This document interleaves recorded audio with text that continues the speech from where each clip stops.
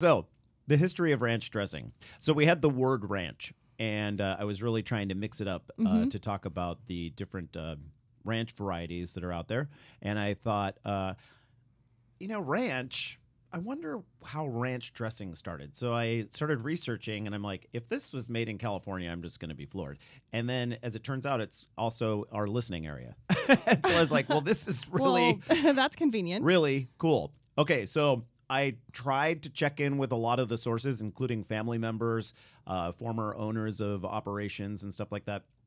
And I could not get a hold of everyone. But this article that I found in the Houston Chronicle, dated February 24th, 1999, really breaks it all down. And I know it's not new information, but nobody I've spoken with this week knows anything about this story. It's new to me. I thought it was interesting. And there's a Hidden Valley Ranch area in near Paso, and I always kind of thought, oh, is that the same Hidden Valley? So I'm glad, because I always wondered. Yeah, well, you're on the right track, because...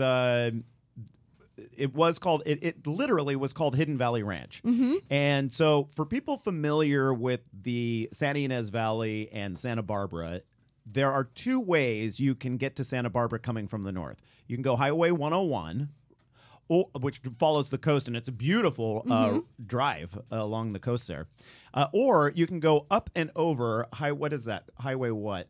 154? 154? Yeah. 154. Over Yes. the pass. Over the, what do you call that? The San Marcos Pass. Yes. Thank God I have people around me. Yes. I can't remember things to save my life. So if you go over San Marcos Pass, when you start to get, so you're heading south, you start going uphill. You pass this really large bridge. You go over a bridge that is a rather famous bridge, actually. Down below, there is a place there called the Cold Spring Tavern. Okay, so just up the canyon from there was a dude ranch called Hidden Valley Ranch. And it was a dude ranch. Interesting. It was a dude ranch. Okay. And so celebrities and stuff would come up from Los Angeles and that sort of thing. So the guy who ran this ranch would... He perfected a dressing he had some time in Alaska, and it was basically what do you call it, buttermilk, Right. some herbs and seasonings and that sort of thing mixed with mayonnaise. And all of his guests that would come there really thought it was great. So he ran down the road to the Cold Spring Tavern and had the woman in charge there try it, and she loved it and said, I want to put it on the menu. So they started serving ranch dressing at the Cold Spring Tavern. That was the first place that it was sold. Then there was a little corner store in Santa Barbara that he sold the little packets. Remember the packets that you mix in? That I still mix in? And they flew off the shelves. And so this guy and his family could not keep up with the amount of demand that he found for this ranch dressing that they called Hidden Valley Ranch. And so... So eventually, down the road, the Clorox company bought it, which, by the way, they're one of the companies that was trying to get Prop 37 defeated. And so I'm not a big fan of the Clorox company, and I won't buy Hidden Valley Ranch, but the story's interesting.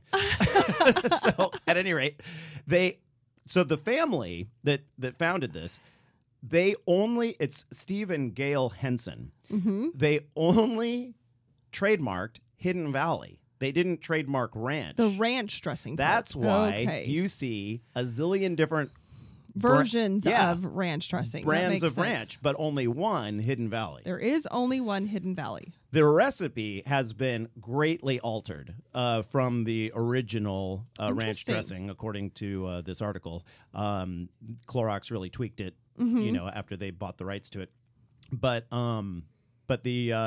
there's so many different versions. I think Paul Newman's is a big seller, his ranch, and of course that's distributed through McDonald's. So, and it's organic also, I think. Oh, I didn't know that. Which Interesting. There's a number. There's an Annie's made in the Berkeley area.